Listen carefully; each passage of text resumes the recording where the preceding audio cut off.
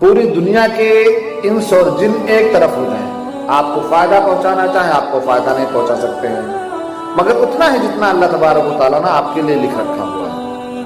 پوری دنیا کے لوگ، ساری انسانیت، انس اور جن، سب کے سب آپ کو نقصان پہنچانا چاہیں، سب مل کر کے،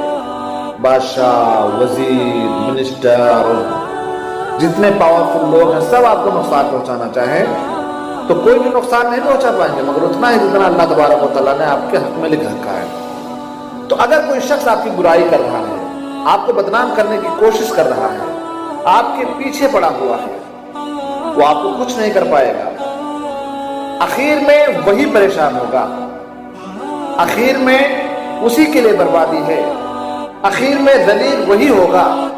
آخر میں بے عزت وہی ہوگا، آخر میں برباد ہو جائے گا اور آپ کو کچھ نہیں کر پائے گا۔ بے شمار واقعات ہیں قرآن و حدیث کے اندر، جس نے کسی کو مٹانا چاہا، جس کو مٹانا چاہا وہ تو نہ مٹا، لیکن جو مٹانے والے تھے وہ خود ہی مٹ گئے۔ آپ اللہ کے رسول صلی اللہ علیہ وسلم کی زندگی کو دیکھ لیں،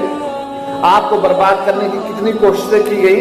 کتنے پلان کیے گئے، آپ کو زدوکوب کرنے کی کتنی کوششیں کی گئی، آپ کو ذلیل کرنے کی کتنی کوششیں کی گئی، لیکن